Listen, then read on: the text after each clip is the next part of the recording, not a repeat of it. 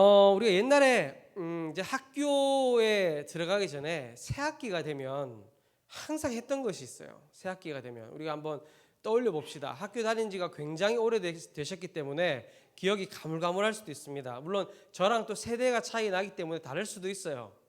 근데 새 학기가 되면 준비했던 것이 첫 번째 책가방을 샀습니다. 저는. 근데 여기에는 이제 보자기에 싸고 다니신 분들도 계시기 때문에 새로운 보자기를 준비하셨을 수도 있겠죠. 어쨌든 책가방을 준비합니다. 두 번째, 새 옷을 샀어요. 새 옷. 네, 새 옷을 사서 또 새 신발을 샀습니다. 여기 계신 분들 중에는 새 고무 신발을 샀을 수도 있겠죠. 네. 그리고 또 어떤 것을 했냐? 교과서에 책거풀을 입혔죠. 그렇죠? 뭐 달력 같은 거 빳빳한 달력으로 이렇게 해가지고 엄마가 테이프를 착 해서 이쁘게 책거풀을 입혀 주셨습니다. 그런데 저희 세대 때 새 학기가 되면 반드시 했었던 게 있어요. 뭐냐면 이제 엄마 손을 잡고 이제 거기를 갑니다. 이제 뭐라죠? 문방구 아니면은 뭐 서점에 가서 이제 동화전과, 아십니까? 동화전과, 전과의 왕, 표준전과 이제 이런 것들을 샀었는데 왜 전과를 사야 되느냐? 전과가 있는 아이와 없는 아이는 확연하게 차이가 납니다. 전과가 없이는 시험을 칠 수가 없어요. 그게 학교 책이랑 똑같이 문제가 나와 있고 답이 다 달려져 있거든요. 그러니까 옛날에는 저희가 무슨 뭐 시험들이 많았잖아요. 그렇죠? 뭐 월말 평가도 있고 중간고사, 뭐 기말고사, 또 뭐 시에서 하는 거 뭐 여러 가지 뭐 시험들이 많았는데 그런 시험을 치려면 전과가 필요했어요. 근데 전과가 없다? 그 아이는 공부와는 전혀 상관없는 아이다라고 할 수 있겠죠. 그런데 우리가 이 인생을 살아갈 때도 하나님의 말씀이 없이 살아가는 사람, 하나님의 말씀이 함께하는 사람의 차이가 바로 이 전과가 있는 사람과 없는 사람의 차이가 아닌가라는 생각이 듭니다. 왜냐하면 하나님의 말씀이 있는 사람은 인생의 답을 알고 있습니까? 모릅니까? 너무 우리 겸손하셔가지고 우리가 하나님의 말씀이 있는 사람은 인생의 답을 알죠. 그렇죠? 우리가 구원의 비밀을 알고 또 우리 인간의 마지막, 우리 삶의 마지막이 어떻게 될지, 어떻게 구원을 받을지, 우리가 또 어떻게 살아가야 될지 모든 인생의 답이 하나님 말씀에 있잖아요. 그렇죠? 그러나 하나님의 말씀이 없는 사람은 그냥 문제지 같은 삶을 사는 거죠. 인생에 문제들이 있는데 이 문제의 답이 뭔지 몰라요. 어떻게 이 답을 찾을 것인가? 여기저기 기웃기웃거리는 거죠. 돈을 많이 벌어도 보고 사람도 많이 사귀어보고 또 뭐 점도 치러 가보고 또 뭐 교회도 한번 기웃기웃 해보고 또 성당도 갔다가 절에도 갔다가 그냥 여기저기 기웃거리는 그냥 문제지 같은 인생을 살아간다 할 수 있겠죠. 그러나 하나님의 말씀을 가진 우리는 제가 말씀드렸듯이 이미 인생의 정답을 알고 있는 사람이라고 할 수 있겠죠. 하지만 중요한 것은 그러한 이제 인생의 정답과 같은 그 전과책을 가지고 있는 또 하나님의 말씀을 가지고 있는 사람이라고 할지라도 그 안에 어떻게 이 문제를 풀어야 하는지 그 풀이와 해설을 모르는 사람은 정말 그 전과책이 있다고 해도 아무런 쓸모가 없는 것이죠. 마찬가지로 우리가 하나님의 자녀가 되어서 말씀이 우리에게 주어졌고 하나님의 말씀을 읽고 들을 수 있을 뿐만 아니라 성령님의 직접적인 지도와 가르침을 받을 수 있는 엄청난 자격과 특권을 가졌음에도 불구하고 하나님의 말씀을 가까이 하지 않게 되면 또 말씀을 가졌어도 인생이라는 그 정말 문제지 같은 인생, 진흙탕 속에서 헤매다가 결국 만신창이가 되는 인생이 된다라는 것입니다. 그렇기 때문에 늘 말씀을 가까이 할 뿐만 아니라 주님이 주신 말씀을 가지고 우리 자신의 삶을 자세히 비추어 보면서 살아가는 삶의 습관을 끊임없이 들어야 되고, 또 그런 말씀을 우리 삶에 비추어 보는 그런 삶의 훈련이 되어야 되는 것이죠. 그리고 말씀을 가르치는 대로 우리가 믿는 대로 힘을 다해 살아가야 되는 것입니다. 우리 옆에 계신 분들하고 이렇게 한번 다시 이야기하겠습니다. 우리 믿는 대로 살아갑시다. 네. 믿으면 믿는 대로 행하게 돼 있잖아요. 그렇죠? 믿으면 믿는 대로 행하게 되어 있어요. 그렇게 믿는 대로 행하다 보면, 그렇게 살다 보면 어느 날 말씀으로부터 우리에게 역사하시는 하나님이 보이게 되고 우리의 인생의 바른 길이 보이게 되는 것입니다. 우리 인생에 하나님이 내 인생을 이렇게 인도해 가시는구나 라는 것을 우리가 알고 깨닫게 되는 것이죠. 오늘 말씀에 보면 유다의 시드기야 왕과 백성들이 그 수많은 예언의 말씀과 하나님이 보내시는 수많은 사인들, 그리고 주신 기회들에도 불구하고 끝내 깨닫지 못하고 멸망당할 수밖에 없었던 그 이유가 말씀에는 계속해서 나옵니다.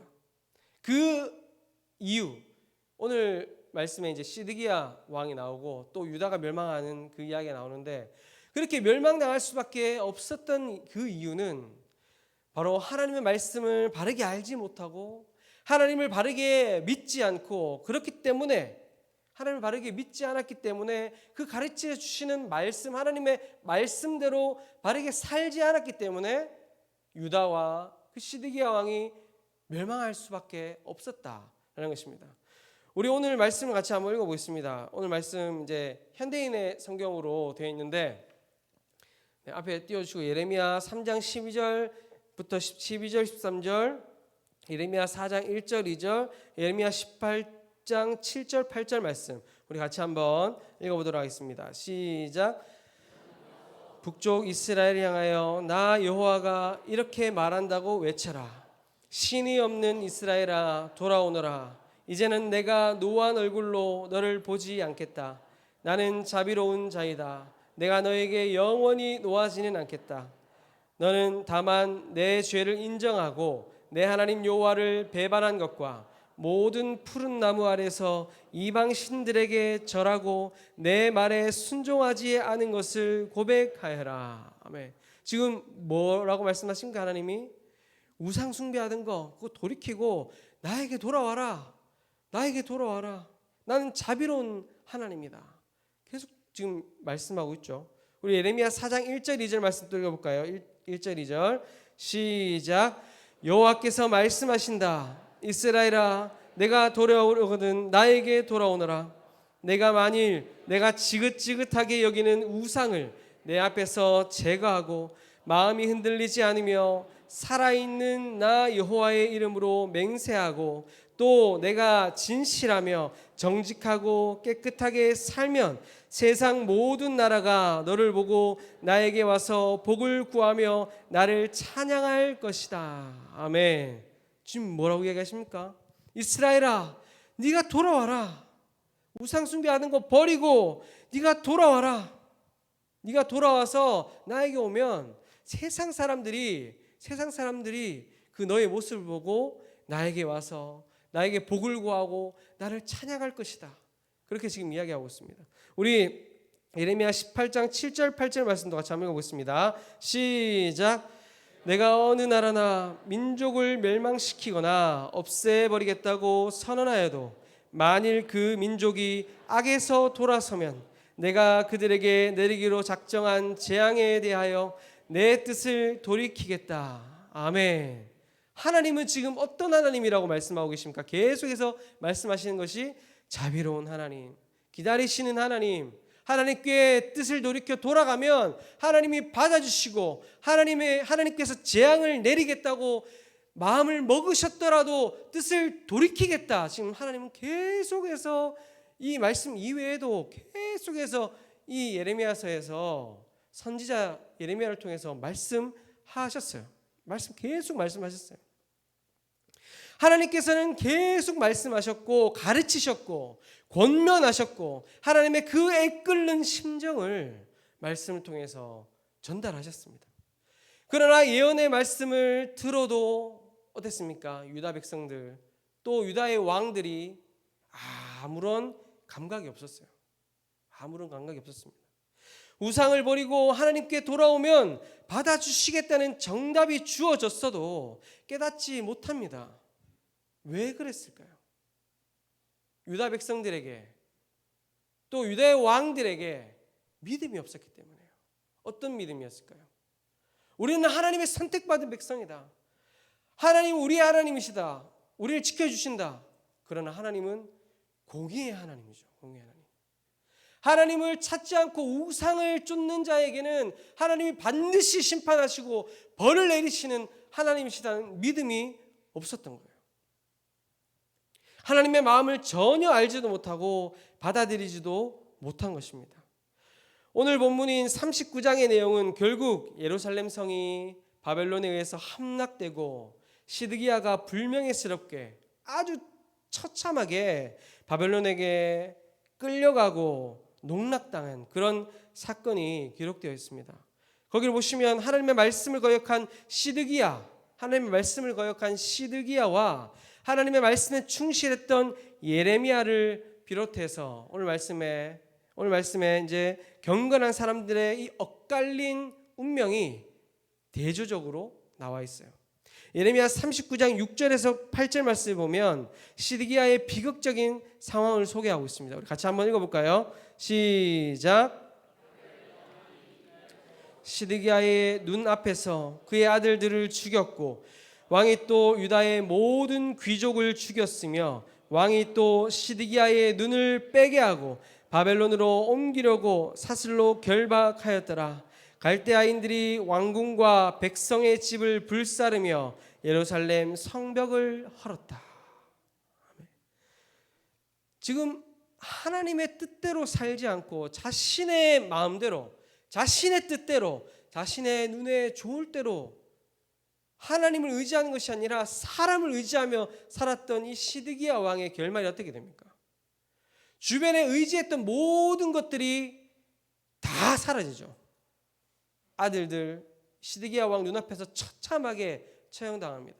시드기야 왕이 믿고 의지했었을 그 귀족들 다 죽임을 당합니다. 그리고 자신의 눈으로 보고 자기 마음대로 살아갔던 그 시드기야의 눈도 뽑아버리죠. 그리고 이스라엘 백성들, 유다 백성들의 자랑거리였던 것이 뭡니까? 예루살렘 성. 예루살렘 성도 완전히 이제 허물어 버리죠. 그런데 그런 상황에 11절에서 18절을 보시면 여호와의 말씀에 충실했던 사람들, 오늘 본문에 예레미야와 에벤멜렉이라는 사람에 대해서 이제 말씀에 언급되는데, 이들은 이 시드기야 왕, 유다를 대표하는 왕인 시드기야 왕은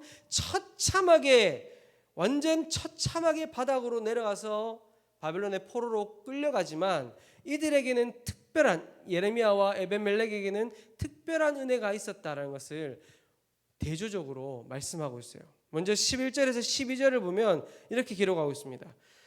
바벨론의 느부갓네살 왕이 예레미야에 대하여 사령관 느부사라단에게 명령하여 이르되 그를 데려다가 선대하고 해하지 말며 그가 내게 말하는 대로 행하라.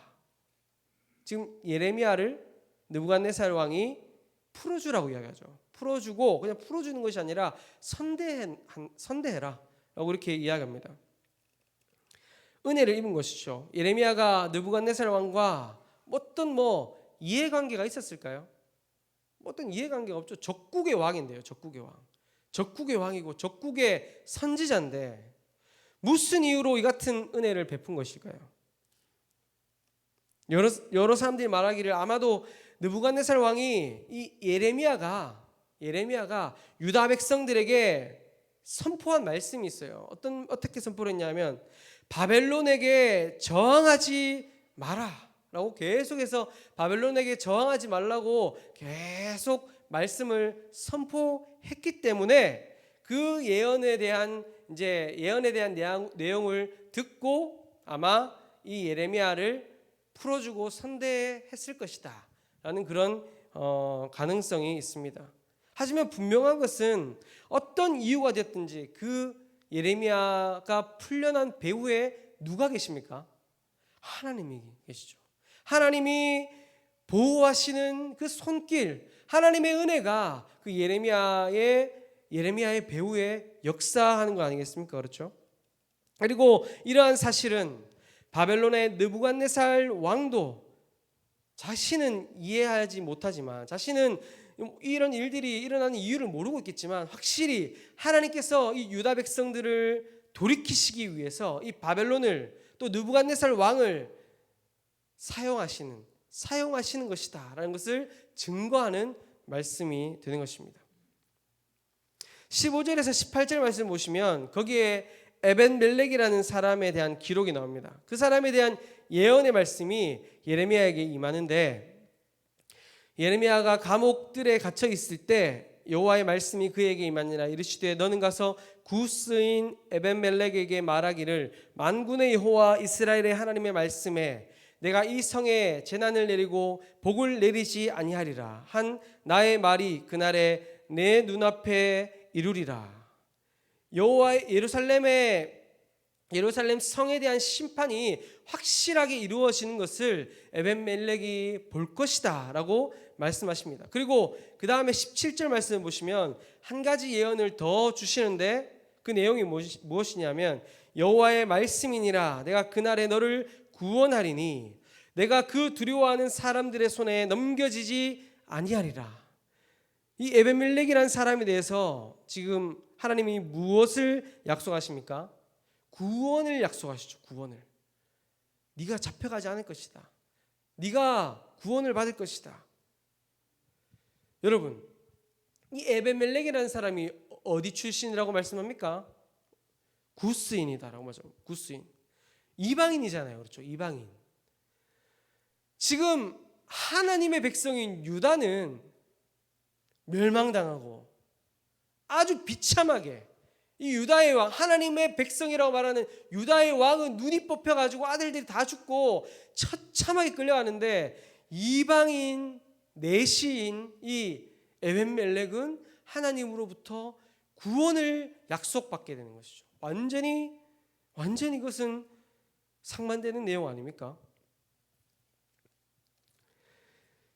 정말 상상할 수도 없는 일이죠. 그런데 하나님께서 이 에벤멜렉을 구원하시겠다고 약속을 하시는 것이죠.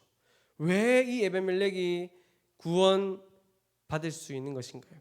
그 이유가 뭘까요? 이 사람이 한 일에 대해서는 우리가 떠올릴 수 있는 단서가 있는데, 그것은 예레미야가 감옥에 갇혀 있을 때 이제 시드기야 왕이 예레미야를 감옥에 가뒀을 때 이 에벤멜렉이 왕에게 찾아가서 호소합니다. 예레미야에 대해서 호소해요. 이 본문, 우리가 읽었던 본문 앞에 예레미야 38장 7절에서 13절 그 내용에 보면, 이제 이 왕궁의 내시로 있던 에벤멜렉이 시드기야 왕에게 찾아가서 이렇게 이야기합니다. 내 주 왕이여, 저 사람들이 선지자 예레미야에게 행한 모든 일은 악하니이다. 이 예레미야를 감옥에 가둔 것, 그것은 악한 일입니다 라고 이 에벤멜렉이 이야기하는데, 사실은 이 예레미야를 가둔 주동자가 누굽니까? 주동자는 시드기야 왕이거든요. 시드기야 왕. 지금 왕에게 찾아가가지고 예레미야를 가둔 사람들은 악한 사람입니다, 악한 선택입니다 라고 말하는 것은 왕 얼굴 앞에서 당신이 한 행동은 악합니다 라고 말하는 것이잖아요. 굉장히 이것은 담대한 일 아닙니까? 그렇죠? 담대한 일. 그런데 중요한 것은 에벤멜렉이 이같이 왕에게 직언을 하고 예레미야를 구한 행동이 그냥 정의감에서 일어난 것이 아니라는 거예요. 오늘 본문 18절 마지막 부분을 보시면 우리 오늘 말씀 18절 마지막 18절 말씀 다시 한번 우리 읽어볼까요? 18절 말씀 우리 성경 보시고 같이 한번 읽어보겠습니다. 시작.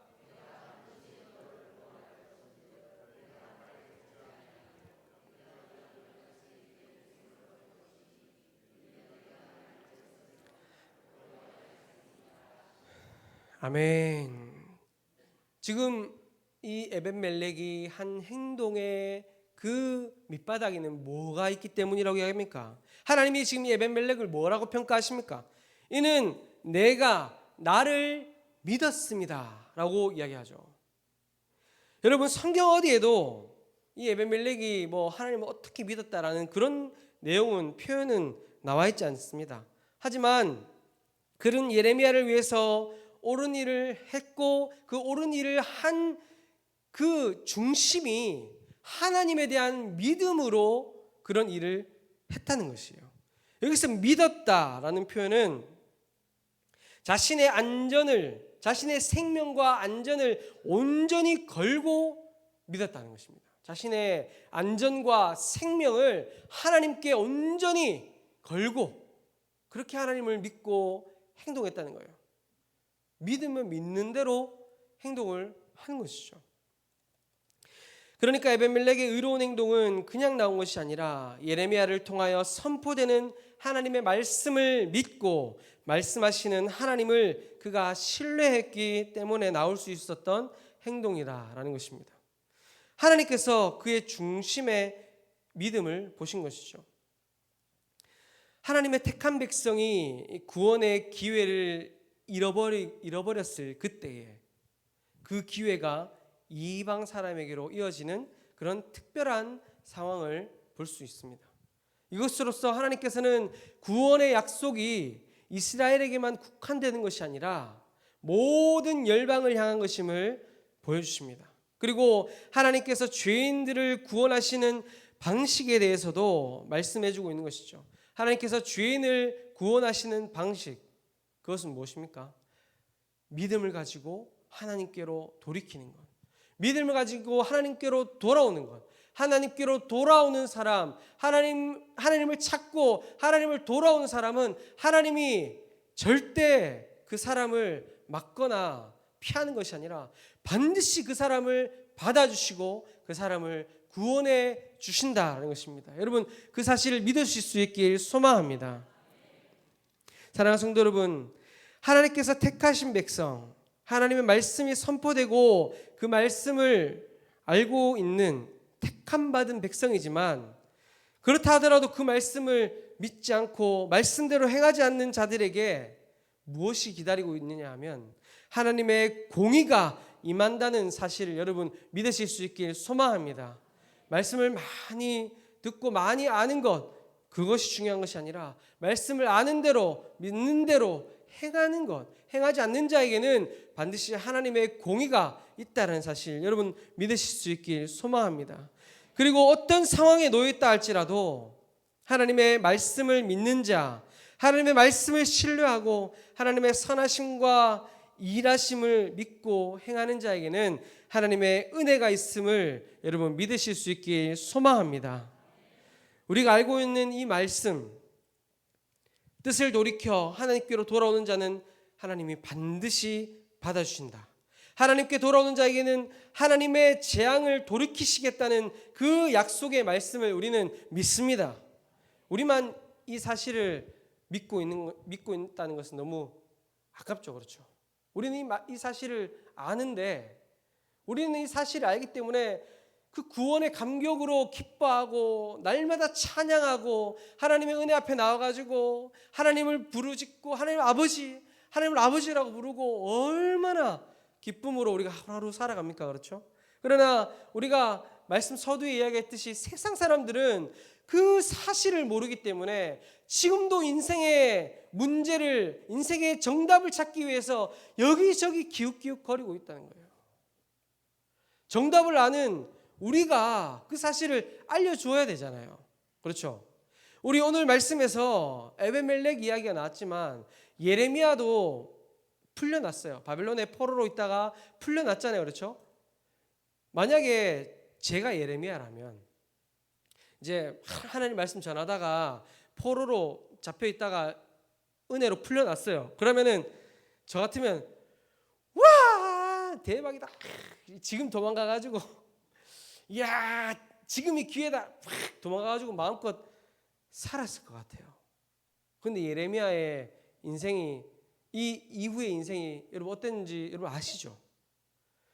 예레미야는 바벨론 포로에서 풀려나서 자유를 얻었지만 하나님의 뜻을 전하는 사명으로 다시 자신의 인생을 투신합니다. 다시 하나님의 말씀을 뜻을 전하는 사명을 다하기 위해서 자신의 인생을 내던졌어요. 우리도 예레미야와 똑같은 사람이잖아요. 우리도 죄와 사망에서 자유함을 얻은 사람 아닙니까? 죄와 사망에서 자유함을 얻어서 나 자유 얻었네, 너 자유 얻었네, 우리 자유 얻었네.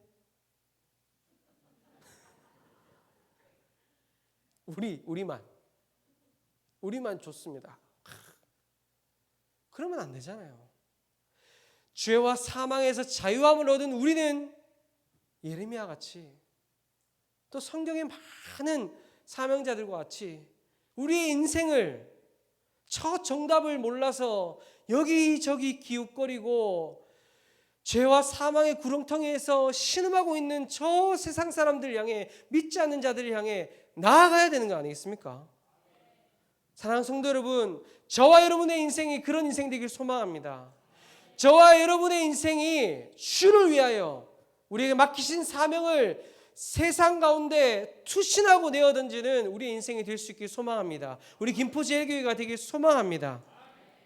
말씀을 마무리하겠습니다. 사랑하는 성도 여러분, 하나님께서는 심판의 날에 이례적으로 예레미야와 에벤멜렉에게 긍휼과 은혜를 베풀어 주심으로써 어두운 역사 속에서도 하나님을 신뢰하는 사람에게는 반드시 복을 베풀어 주시고 또 그들의 기도를 들어주시고 그들을 보호하시고 구원해 주실 것이라는 약속의 말씀을 우리에게 주셨습니다. 사랑하는 성도 여러분, 우리 사랑하는 자녀들, 내 사랑하는 형제 자매들, 내 사랑하는 친구들, 내 사랑하는 남편, 아내, 그들에게도 동일한 약속이 기다리고 있습니다. 하나님을 찾고 하나님 앞에 나아오는 자, 하나님이 반드시 만나실 줄 믿습니다. 이번 가을 오픈 구역 모임을 통해서, 이번 겨울 새생명 축제를 통해서 죽어가던 영혼들이 죽게로 돌아오고 우리 김포제일교회가 생명 냄새로 진동하는 그런 복된 천국 잔치를 경험하는 우리 김포제일교회 될 수 있길 소망합니다.